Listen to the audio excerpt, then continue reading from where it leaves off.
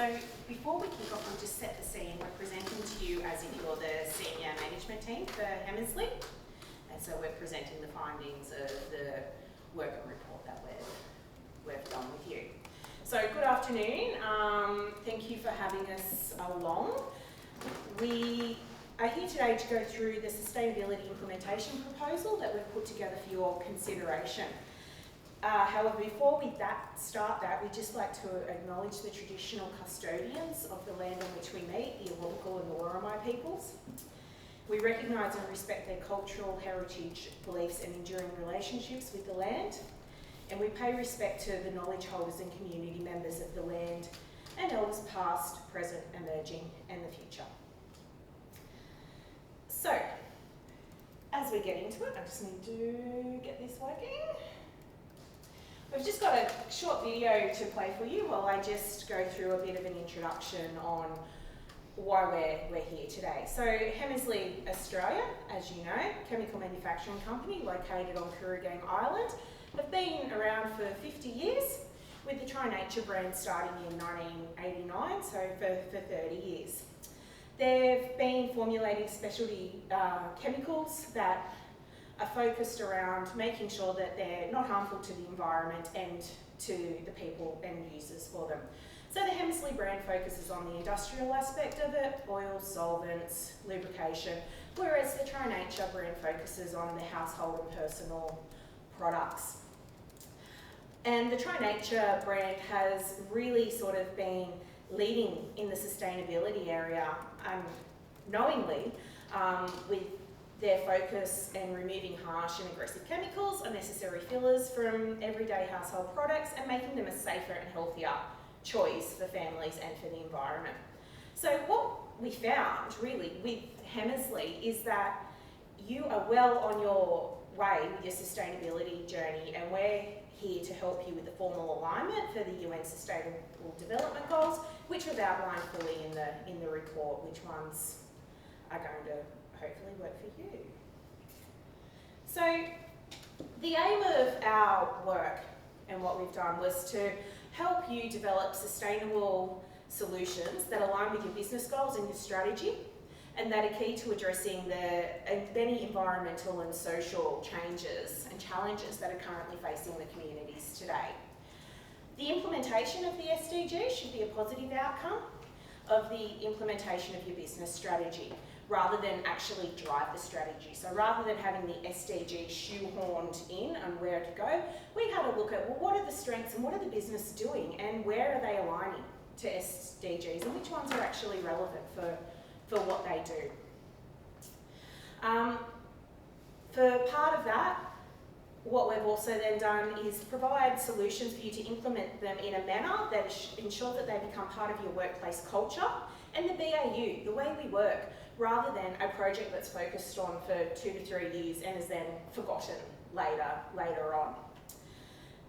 So to do that, we've developed some simple solutions through a mix of employee engagement surveys, site audits, industry collaboration, and a variety of industry tools to help align your key business goals with the sustainability challenges. And we've also hopefully created a practical plan to help scale your sustainability approach over time. There's no point trying to do everything in 12 months.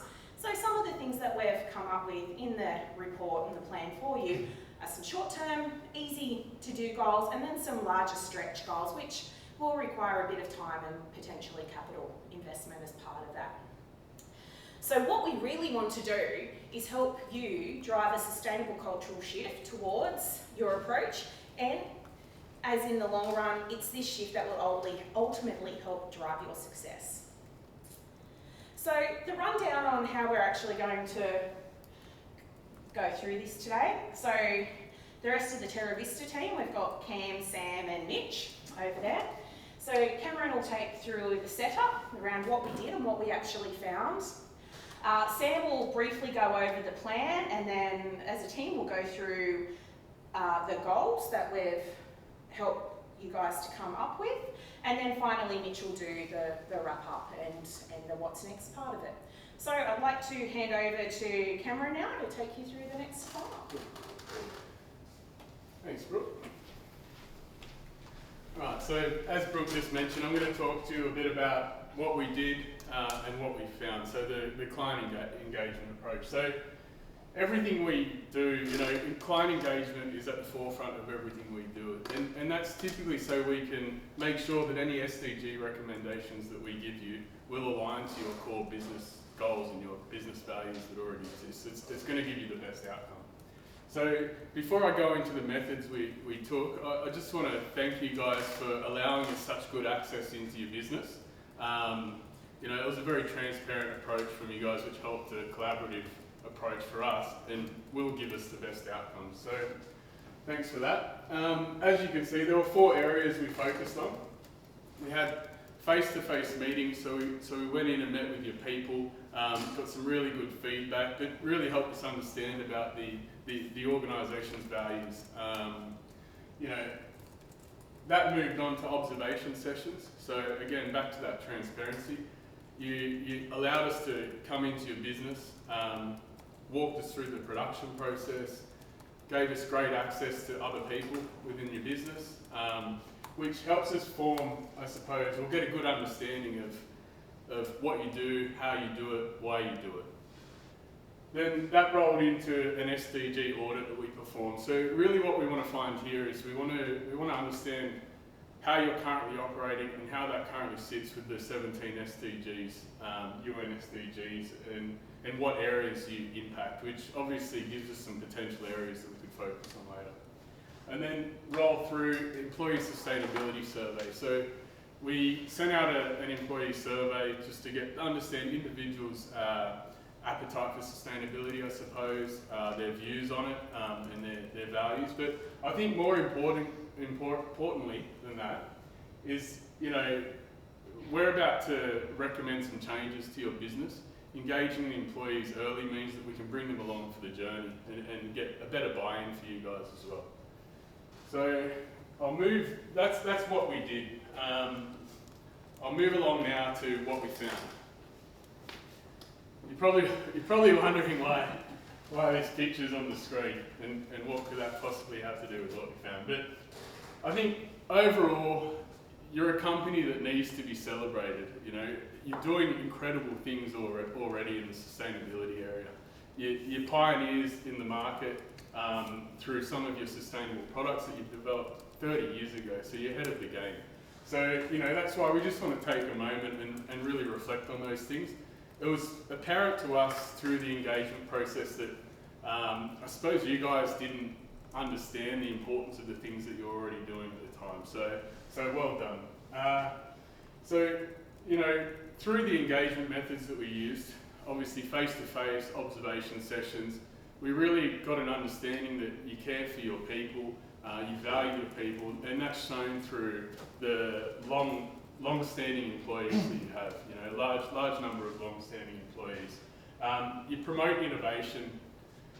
We met with Brian, the technical director, through the walkthrough, and he was very proudly explaining to us all the different products and sustainable products that he's researched and developed, throughout his very long career with Hammersley.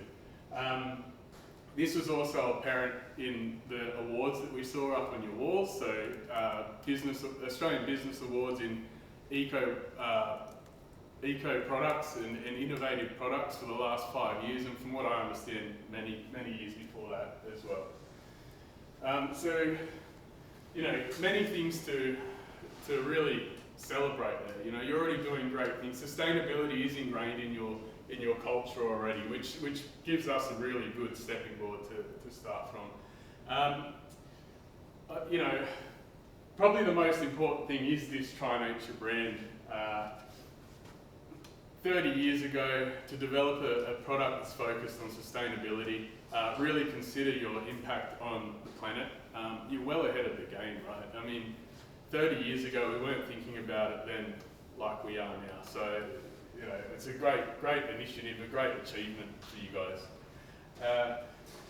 So, some other examples where we saw you prioritise sustainability within your workplace, within your culture. Obviously, we've touched on Try Nature. Partnering with disability services to source recycled packaging solutions. So great initiative there.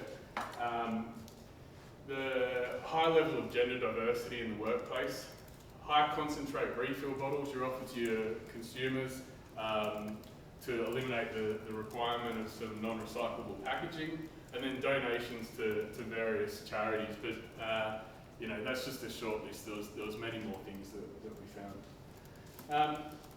So, you know, we now understood who you are, what you're doing, your appetite for sustainability. So that put us in a position where we wanted to see how we can add value to that. And the area that we identified was essentially formalising your sustainability plan to really project some sustainability growth within your organisation. So what I'll do now, I'll pass it over to Sam, and he'll talk through some of the initiatives and some of the areas that we have recommended. So thanks. Thank you, Karen. No worries, mate. I was hoping to see him dance like that for you guys, but I couldn't convince him. I'm known to dance when I'm not speaking, so. So the plan we came up with was sort of around these three overarching themes that we sort of cover across the whole Hammersley business. The three overarching themes we came up with were planet, people and product. Planet is obviously the relationship between Hammersley as a business and the planet itself. People, around a sustainable workforce, promoting a great place to work. And then products, about how your products you produce as well as the packaging you use, and what impact that has on the environment. So these three themes are all linked intrinsically, and they all seem to align very well with your business goals.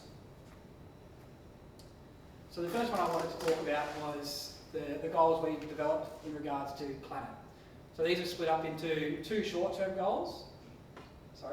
These are the four sort of overarching groups we put our solutions under for the planet section. As you've read in our report, there's various solutions and strategies we've suggested Hammersley can implement to meet these, I guess, areas. But today I really wanted to focus on just two short-term goals for yourself and two longer-term goals that can implement in the next 1 to 3 years. So these are the two quick wins, two long-term goals as I discussed. So just wanted to touch on these four. So firstly, the bottle and can bins as well as plastic police. So this is something you can implement straight away into your business. It's super simple, but it can have positive effects for both the environment as well as your business.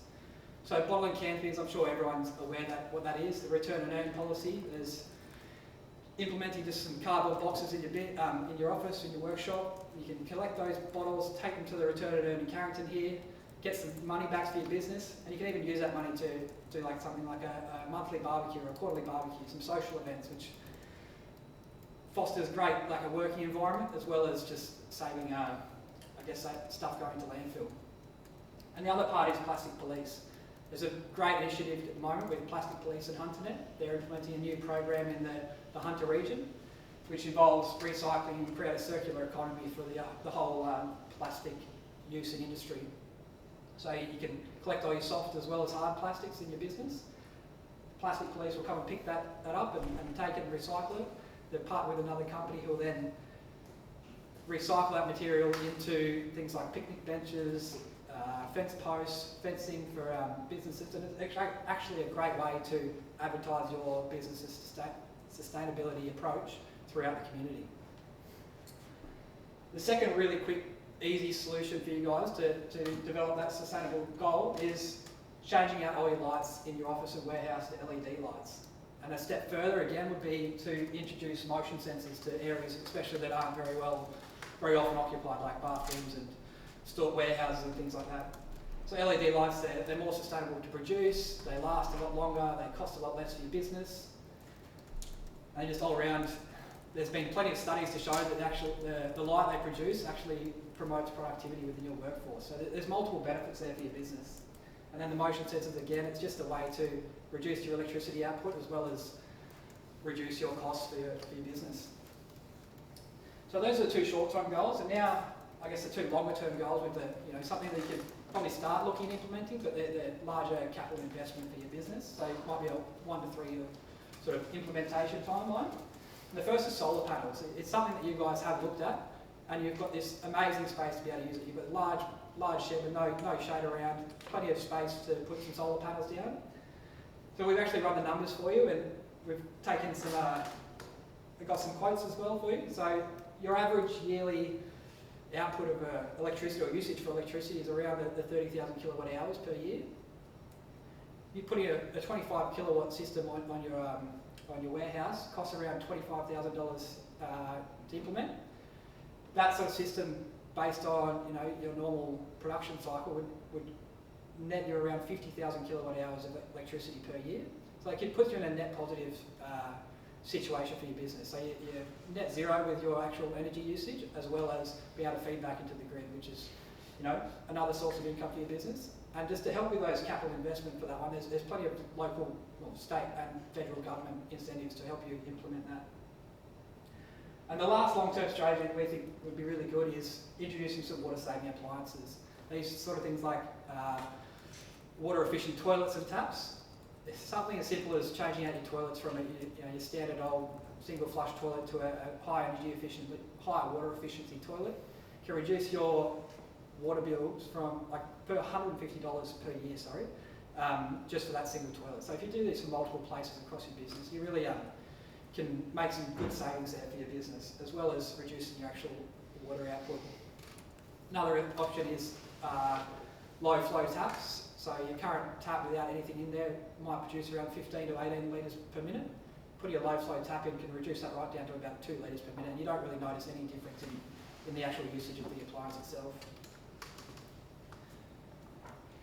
So that's, I guess, the goals of what we've really suggested and want to emphasise for yourself under the planet category. I now will pass along to Brooke, and she'll take you through the goals we've put forward for the people category. Thanks, Sam. So, when it comes to people, in the workplace and as a business, your people are your most important asset. If you've got people that feel safe and valued and are happy to come to your workplace, it creates a great workplace culture, which then leads to improvements in things like productivity, health and safety performance, morale, and the efficiency of the business. So when we looked at the people aspect of it, we focused particularly on 2 areas, which is around having a safe and healthy workplace, but also a workforce that feels valued and around reward and recognition. So first up, I'll just touch on the safety part of it, which you're doing really well. Obviously, the main goal that we should all be looking at for safety is 0 fatalities. You're currently meeting that. It's an easy one to do. The things you've got in place, you're well on your way with that, and it should be one that you tick off every year. The next one is around your reduction in your lost time injury and medical treatment injury rates. So this year you've had 1 injury that resulted in a restricted workday injury for an individual in the warehousing area. As a target, what you should be aiming for each year is a 50% reduction on your your lost time and medical treatment injuries. Again, that one can be a challenge at times, especially when you do have quite low numbers of injuries. So it's one of those ones that's a challenging target to make when you've just got little things happening, but at the same time, it promotes that continuous improvement around workplace health and safety. And the final goal that we came up with for this area was to increase your hazard and near miss reporting. So again, your workshop's great, good housekeeping's really good, all those simple things are good, but your hazard and near hit reporting or near miss reporting, whichever way you want to refer to it, it's your free kick in preventing incidents before they actually happen, identifying what could hurt people in the workplace and then fixing it. And there's lots of different ways that you can sort of formalise this, and you can have safety suggestions and things like that where the workplace can come up with different ideas and be celebrated for that on how they've done it. So they're the main things around safety, and as I said, it is the most important aspect of a workplace to have a safe and happy workforce. The next area that we looked at was around, and it does sort of flow within that, is around the reward and recognition and celebrating success. Again, numerous studies have shown that workplaces that reward and recognise the good work of their employees actually have better morale, which again leads to better safety, which leads to better productivity, less absenteeism, better efficiency, better productivity for the workplace. So the way we looked at this one was around sort of formalising some of the things that you have done in the past and a couple of other ideas. So the quick win for that, and Sam alluded to it earlier in his last pick, was around team barbecues, quarterly barbecue. Align it to celebrate when you've achieved targets or those sorts of things, and link it to the recycling and can recycling project. So it essentially pays for it itself. It's a great way for employees to get together, have a chat, talk about how it's been, and it just helps lift the workforce, makes them happier. The second one was a longer term goal, and it does have a little bit of a cost associated to it, but investigating and looking into a rewards and recognition platform. So the one that we've suggested in the report is Perkbox, which is a subscription model reward and recognition program, and it can be accessed across a number of areas. So you can do leader to employee recognition, peer-to-peer recognition, and even employee to leader recognition. And it can be as simple as just putting a shout out. So, thanks Bob, you really helped me out yesterday with that. It was much appreciated. As opposed to, someone's done something really well on a project, a team's met their production targets, sales targets. So there's a lot of value to it, and it's also one that it's not just about the shout outs, but the employees can get benefits like subscriptions to apps like Calm and that for no cost, and discounts off other retailers and things like that. So the cost of it is based on the size of the business and the number of employees and the different levels of platforms that you want to look at. But as I said, it looks at celebration, wellness, perks, those sorts of things. So it's a great platform for you to try and consider. As I said, they're just two really simple areas in the people thing around health and safety and reward and recognition. But if you get them right, they can really change the culture in a workplace, and you then become an employee destination. People want to come and work for your company. So I'm now going to hand back to Cameron, who will take us through the products aspect of it. So we'll just get that ready for him. Thanks, Brooke. Yeah, so we've been through planet, we've been through people, so we want to talk about the product. So, we thought about what are Hammersley doing. You already have a product that's sustainably focused, right? So rather than look at the direct product, how can we complement that? And so we moved our attention to the packaging solution. So again, we've got a quick win and a long-term win in the product category. And the quick win is essentially around influencing your consumer behaviour, right? So while you can control everything that's within your premises, once your products leave your premises, you have less control over that, obviously. So the quick win, the suggestion would be, let's update the labelling to give instructions on correct recycling methods for the different components of your product. So, on average, you use about 150,000 PET or HDPE bottles each year. So that's a lot of plastic that could potentially end up in landfill, right? So if you outline the correct recycling methods, it means that it's more chance that those products or those packagings will end up in the right place and be recycled for future use. As well as updating about recycling practices, it'd be worth notifying your consumers that you have high concentrate refill bottles, so they retain the non-recyclable components, the pumps and the triggers that can't normally be recycled. So that's the quick win. The long-term win, it's all about, so you currently use PET, HDPE. There's a recycled PET product available, so I've got examples of it here.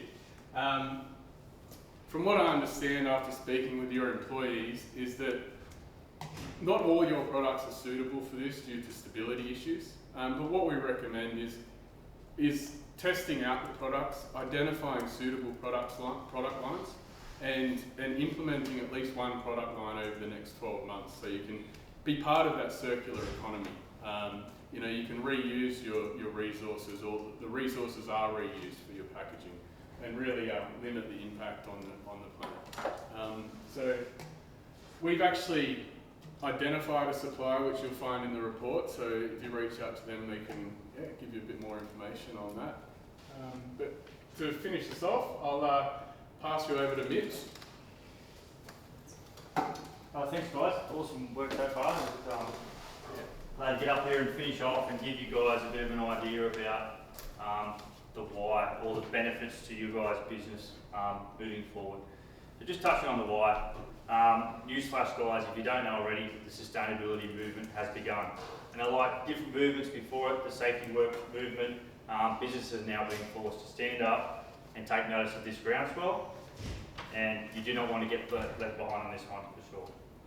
Just a hypothesis, consider how you'd respond if the Good Oil product lost a major contract or a supply for their lack of sustainability compliance, or your laundry powder in a bulk food supplier. If one of the tick boxes right next to compliance with modern slavery was compliance to UN SDGs, and you guys went, what the hell are UN SDGs? So we're just trying to think forward, because the message is, it's coming.